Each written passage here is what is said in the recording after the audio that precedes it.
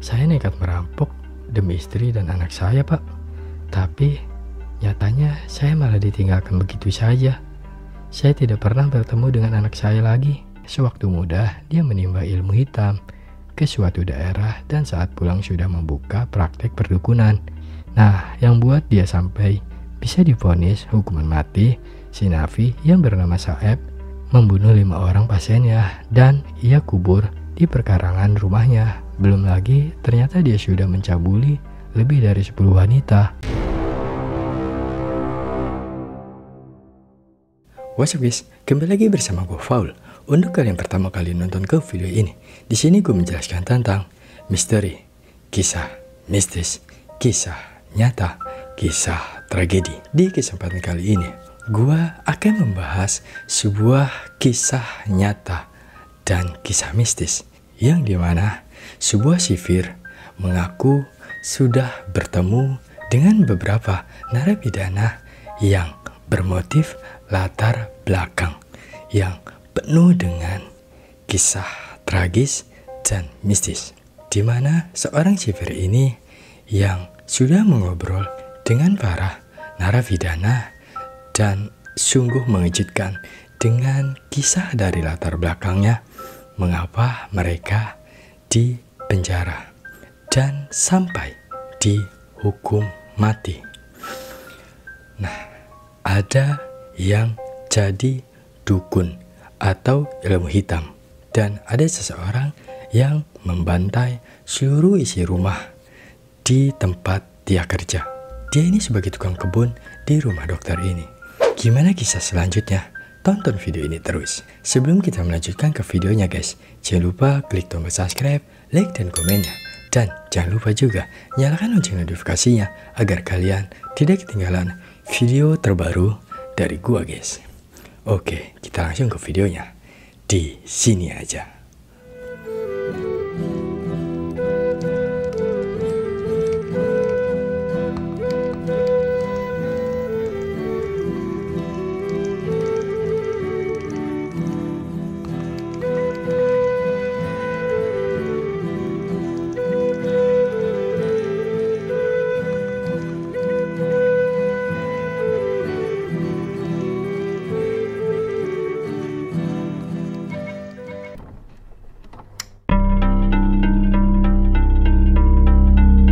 Pengakuan sipir Nusa Kambangan yang menyaksikan para napi menjalani hukuman mati. Pagi itu, penjara Nusa Kambangan kedatangan 20 narapidana dengan hukuman mati yang siap dieksekusi dari Rutan Cipinang. Seperti pada biasanya, tugas Pak Susanto, bukan nama sebenarnya, mengarahkan para napi ke dalam selnya masing-masing. Dari sekitar banyak napi yang datang, perhatian Santoso tertuju pada napi yang bernama Tova atau yang bernama Mustafa. Ia terlihat seperti agak sedikit stres, tapi kalau dibilang sepenuhnya, ia tidak waras. Tapi napi yang bernama tokoh ini masih menyambung jika diajak berbicara. Pak Santoso bertanya pada salah satu napi yang juga mengenal Tova.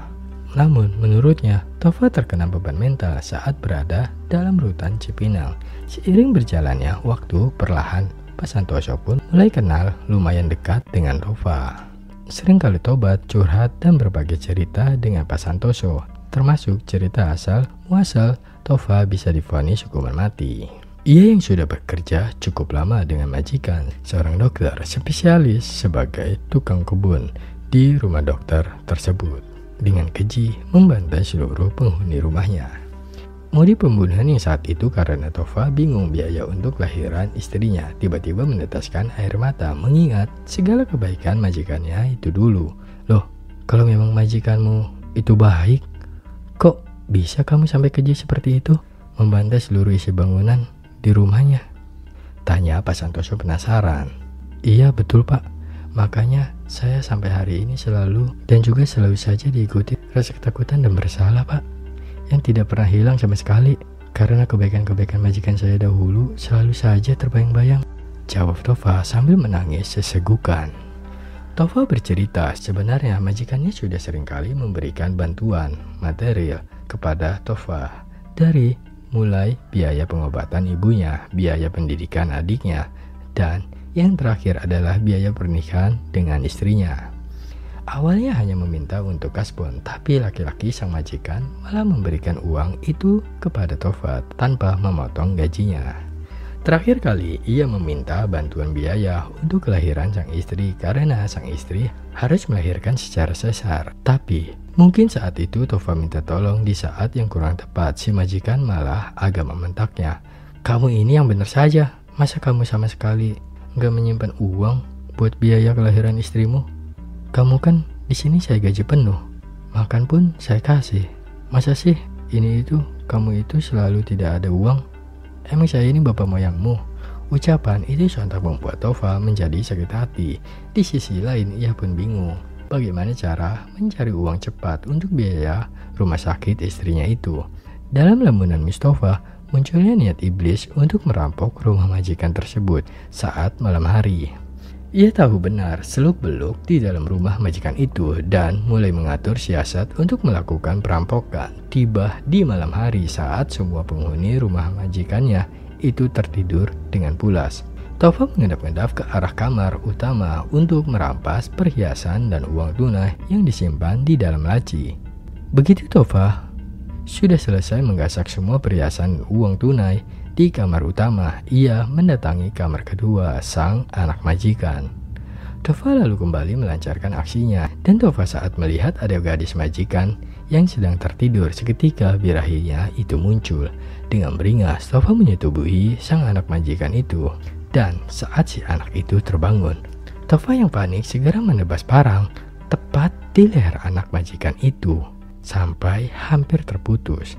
Adik perempuannya yang juga ikut terbangun tak luput dari tebasan parang Tova. Tova semakin panik manakala ia melihat kini ia sama majikan dan istrinya berada di depan matanya. Mau tidak mau ia pun langsung melepaskan parang berkali-kali ke tubuh majikan perempuannya sampai tergeletak tidak bernyawa. Dan sang dokter yang terakhir dibunuh sempat memohon ampun, tapi karena matanya sudah dibutakan oleh amarah dan juga dendam, ia pun langsung menusuk dan mencabik-cabik bagian perut dan bagian dada sang dokter sampai usus dan organ-organ dalam dokter itu terurai dengan parang. Tova mengaku saat itu ia merasakan sangat kesetanan. Belum berakhir sampai di situ saja, Tova mendatangi kamar ART majikan di lantai 1. Begitu pintu kamar dibuka, tanpa basa-basi Tova kembali membacok kepala si ART berkali-kali dengan isi kepala yang sampai ikut keluar dan darah yang menyembur ke dinding kamar. Sesudah ia melancarkan aksi kejinya, Tova menjalankan kehidupan seperti biasa. Ia mendatangi rumah korban di pagi hari untuk bersih-bersih kebun dan juga bekerja. Tapi saat ia baru datang ke rumah majikan telah dikelilingi oleh warga dan juga sudah diberi pembatas kuning oleh pihak kepolisian. Amar si super dokter itu yang pertama menjadi saksi penemuan korban berkata, jika pagi itu ia memang yang biasanya yang sudah datang terlebih dahulu daripada Tova. Ia langsung mengambil kunci mobil di dalam rumah untuk memanasi mesin mobil sebelum ia mengantar ke sekolah anak majikan. Tapi saat Amar mengetuk pintu, tidak ada satupun yang membukakan pintu di rumah itu. Amar mencoba menelpon ke nomor HP majikannya, tapi semuanya tidak aktif. Begitupun dengan Mbak Ngarti, si ART. Karena lama Amar menunggu sambil mengetuk, tapi tidak dijawaban sama sekali. Amar langsung berusaha naik tembok belakang rumah, dan betapa terkejutnya si Amar ini. Di dalam rumah itu sudah tercium bau anyir, darah, dan bau menyengat, serta banyak sekali jajaran darah di lantai. Setelah Amar diselidiki, ternyata satu keluarga majikan beserta RT-nya sudah tewas dengan sangat mengenaskan. Mendengar pengakuan Amar, Tova sama sekali tidak bergeming dan malah menunjukkan ekspresi wajah yang ikut terguncang. Bahkan sempat menangis seakan-akan tidak percaya majikannya itu tewas secara mengenaskan. Polisi segera melakukan penyelidikan terhadap Amar dan juga Tova terlebih dahulu. Tapi saat itu mereka berdua sama-sama mempunyai alibi kuat yang mana sempat mengecoh pihak kepolisian. Setelah memakan waktu tidak sampai 1 minggu, barulah pihak kepolisian menemukan titik terang dari kasus mengenaskan tersebut. Tova sudah tidak bisa berkelit lagi, manakala polisi menunjukkan banyak bukti dugaan yang mencari Tova menjadi tersangka tunggal. Proses persidangan berlalu begitu cepat karena memang tidak didampingi oleh pihak pengacara. Ia hanya bisa pasrah saat hakim mengetuk palu vonis hukuman mati. Di dalam penjara, Tova bertubi-tubi dihajar habis-habisan oleh pihak kepolisian. Bahkan, mohon maaf, hampir setiap malam kemaluan Tova sengaja diolesi balsam panas oleh para napi lainnya yang ikut kesal dengan kasus Tova. Selama berbulan-bulan, Tova menjadi perundangan dalam sel yang menjadikan ia menjadi agak sakit mental atau stres. Tova selalu minta agar hukuman matinya dipercepat saja, tapi kemauan itu tidak juga dilaksanakan. Sekedar info, kalau vonis hukuman mati itu tidak langsung dieksekusi, bisa menunggu bertahun-tahun atau sampai 15 tahun baru dieksekusi. Ditunda seperti itu katanya anggaran biaya untuk hukuman mati itu mahal. Di dalam rutan, Tova masih selalu dihantui perasaan yang sangat-sangat bersalahnya itu. Ia sering berkali bermimpi didatangi oleh almarhum keluarga sang majikan yang meminta Tova ikut mati bersamanya. Tova pun mengaku ia sering didatangi penampakan menyeramkan yang mengaku arwah penasaran dari arwah korban pembunuhan.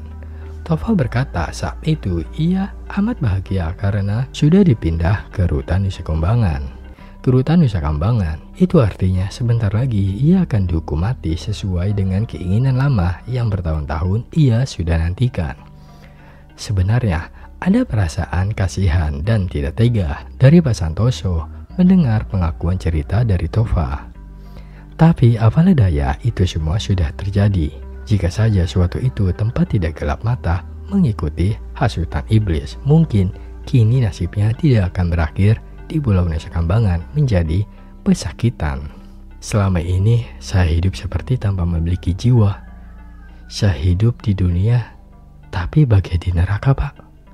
Saya selalu dihantui rasa penyesalan, rasa bersalah, dan ketakutan. Saya sudah bersimpuh, berdoa, sholat, mengaji, bertobat, dan hal baik di dalam rutan. Sudah saya lakukan semua. Tapi entah mengapa perasaan hati saya tidak pernah tenang. Bahkan untuk tidur pulas pun rasanya sangat sulit, ucap dari Mustafa. Beberapa hari kemudian Pak Santoso mendapat info dari atasannya jika dalam beberapa minggu ke depan akan ada beberapa napi yang siap dieksekusi. Dari banyak nama yang ada terdapat pula nama Mustafa. Para napi itu nantinya akan dipimpin oleh pemuka agama masing-masing untuk mempersiapkan mental menjelang hukuman mati tersebut. Singkat cerita, Tova dibimbing oleh Pak Ustadz. Ia bertutur hatinya sedikit lebih tenang dan benar-benar sangat siap menjelang eksekusi mati. Kini tiba waktunya menjelang hari H. Para narapidana vonis hukuman mati akan ditawari makanan kesukaan yang mungkin belum pernah mereka makan, serta waktu kunjungan keluarga yang bisa dibilang waktunya agak lama untuk saat-saat terakhir. Saya mau makan sayur asam saja, Pak. Sayur asam mengingatkan saya dulu. Dan itu kesukaan istri saya, pinta Tova. Tova mengaku jika setelah ia ditangkap, sang istri tidak pernah lagi menemuinya. Sambil menangis tanpa mengingat kebersamaan bersama dengan sosok istrinya, Tova tidak memakan sayur asam yang dihidangkan terakhir kali untuknya itu. Ia hanya melihat sayur asam itu sambil mengenang masa-masa bersama keluarga kecilnya dulu. Saya nekat merampok demi istri dan anak saya, Pak. Tapi nyatanya saya malah ditinggalkan begitu saja. Saya tidak pernah bertemu dengan anak saya lagi. Terakhir kali saya melihatnya masih berada di dalam inkubator, ucapannya. Sudahlah Tova, semua sudah berlalu dan kamu sudah menebus semua kesalahan itu. Saat ini yang penting kamu bisa ikhlas menjalani sisa-sisa hidupmu di sini, jawab Pak Santoso menasihati. Di sudut lain dan ruangan makan, khusus terpidana mati itu, yaitu pandangan Santoso tidak sengaja melihat salah satu napi yang terduduk di bawah lantai dengan sebuah mangkuk. Pak Santoso kemudian menerka-nerka makanan apa yang ia pinta. Hei Pak Santoso, kamu kok ngelamun? Kayak ngeliatin cewek cantik saja sih. Sapa Pak Marno, sesama sipir penjaga, mengagetkan Pak Santoso. Kamu Marno, kamu bikin kaget saja. Enggak, aku cuma perhatiin itu gelagat napinya kok agak aneh sih. Memangnya permintaan makan terakhirnya apa? Tanya Pak Santoso penasaran. Udah gak usah diliatin, nanti kamu bisa muntah. Masa napi yang bernama Saeb itu mau makan 5 macam kotoran hewan? Tai sapi, tai kambing, tai ayam, tai kucing, juga anjing, dan kotoran dia sendiri. Memang sinting dia itu, ucap Pak Marno sambil bergidik geli. Loh, kok bisa seperti itu dia? Bukannya kalau orang gila seharusnya tidak dihukum, apalagi sampai dihukum mati? Tanya Pak Santoso. Dia itu sebenarnya tidak gila.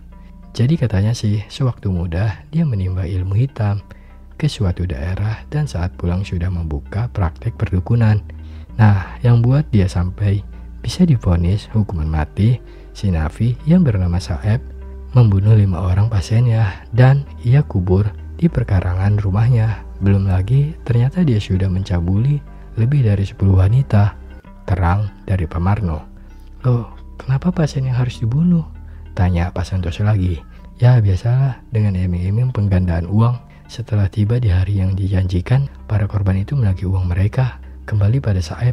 Dan bukannya uang yang dikembalikan, justru satu persatu ia bunuh.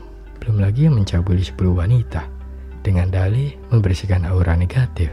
Karena di kemaluan korban ada genderuwonya. Makanya si para korban yang datang mengeluhkan mereka sulit jodoh, sulit dapat momongan. Pak Santoso menggeleng-gelengkan kepala, sungguh sulit diterima oleh akal sehat manusia. Ketika di malam hari, para napi vonis hukuman mati langsung diarah menuju ke tempat eksekusi. Ada 3 kloter, 1 kloter 1 orang. Penembakan yang sudah disiapkan di lapangan kosong untuk mengeksekusi para terpidana mati dan juga seorang dokter yang jaga setelah disiapkan untuk mengecek keadaan mereka setelah penembakan tersebut. Kloter pertama diisi oleh Tova yang matanya ditutup rapat oleh kain hitam dan tangannya diikat di sebuah tiang kayu. Setelah semua sudah siap dan kemudian 1 buah peluru tepat menembus masuk ke dalam jantung Tova. Sekedar info, untuk terpidana mati, penembaknya pun tidak tahu senapan yang digunakan itu ada pelurunya atau tidak. Jadi dalam 1 kloter biasanya ada 4-5 regu tembak dan mereka tidak tahu senapan yang mereka pakai itu telah terisi peluru atau tidak. Seketika Tova ambruk dengan tangan yang terikat. Dokter dari kepolisian dengan sigap mengecek denyut nadi dan jantungnya dan tidak lama ia menutup kedua mata Tova yang masih menelik. Innalillahi wa innillahi roji'un. Ya, sudah wafat, ucap sang dokter. Setelah Tova, kebetulan kloter sesi berikutnya adalah Saeb, si dukun cabul dan dukun pembunuh berdarah dingin itu. Sebelum ia dieksekusi, berucap segala macam sumpah serapah yang keluar dari bibirnya. Sampai pada akhirnya 1 peluru kemudian bersarang tepat di jantungnya. Ketika sudah tersungkar, dokter lalu mendekati dan memeriksa kembali nadinya. Dia masih hidup, masih ada detak nadi, ucapnya pada regu penembak. Salah seorang penembak diminta untuk kembali menembak tepat di jantung Saeb, tapi nyatanya ia masih bernapas dengan tubuh yang mengenjang. Setelah percobaan penembakan ketiga, barulah Saeb dinyatakan sudah meninggal oleh dokter. Santoso kemudian menceritakan pengalaman lainnya bertemu dengan para teroris bom bunuh diri yang juga terkena hukuman mati. Sebagian dari mereka ada yang mengakui kesalahannya dan bertobat di jalan Allah. Tapi ada pula yang sampai mati pun masih kukuh terhadap pemahaman yang salah jika apa yang mereka kerjakan, yaitu pengantin bom, adalah benar. Bagi Pak Santoso, persoalan salah dan benar, dosa atau tidaknya hanya Allah yang berhak menghakimi. Kita tidak patut menghakimi orang lain hanya karena mereka mempunyai dosa yang berbeda. Terakhir, yang paling berkesan ketika Pak Santoso menyaksikan hukuman mati para gembong pengedar narkoba. Mungkin kalian pernah mendengar kasus-kasus para bandar narkoba yang menggegerkan publik. Pada kala itu, salah satu contoh kasus Balinen. Ada kisah haru yang Pak Santoso saksikan di balik penangkapan 9 orang yang akan siap dihukum mati. Ada beberapa dari mereka yang benar-benar melakukan pertobatan menurut kepercayaannya masing-masing. Bahkan salah satu di antaranya, sebut saja inisial EC. Saat menjelang penembakan mati, ia meminta untuk membuka penutup matanya sambil menyanyikan lagu pujian-pujian. EC mengaku telah siap menerima hukuman mati dan turut mendoakan para regu tembak serta memaafkan mereka. Di luar dari kasus Baris 9, ada pula kasus narkoba terpidana mati yang menceritakan sosok religius menjelang kematiannya, tapi saat masih dalam sel sempat tertangkap masih melakukan jaringan jual beli barang haram tersebut dari dalam jeruji besi. Dari beberapa cerita pengalaman Pak Santoso, beliau menarik kesimpulan jika sebenarnya ada dua kategori manusia yang pernah melakukan tindakan kejahatan. Yang pertama, ada yang melakukan kejahatan lalu benar-benar bertobat, menyesali kesalahannya, kembali di jalan yang benar. Dan terakhir, ada yang sampai akhir hayatnya belum mengakui kesalahannya serta juga mengucap kata taubat. Pak Santoso berpesan untuk jangan pernah terbesit melakukan tindakan kejahatan yang menyalahi aturan hukum. Hidup di dalam sel tahanan itu bukanlah perkara yang mudah, apalagi jika bukan dari keluarga yang kaya atau berlatar belakang punya uang dan kekuasaan. Karena di dalam penjara semua berlaku hukum rimba untuk semua para narapidana, terkecuali jika narapidana itu dengan predikat VVIP. Kesimpulan dari video ini ialah jangan sampai kita berbuat salah, apalagi sampai kita merasa sakit hati dan tega sampai membunuh. Dan orang yang seperti itu karena dia jauh dari agama, sehingga dia mampu melakukan yang dilarang agama. Gimana menurut kalian? Komen di bawah. Sebelum kita berpisah guys, jangan lupa klik tombol subscribe-nya, like dan komen, dan jangan lupa juga nyalakan lonceng notifikasinya agar kalian tidak ketinggalan video terbaru dari gua guys. Mungkin kalau ada salah dari gua, dan kalau ada yang benar dari Allah Wajalla.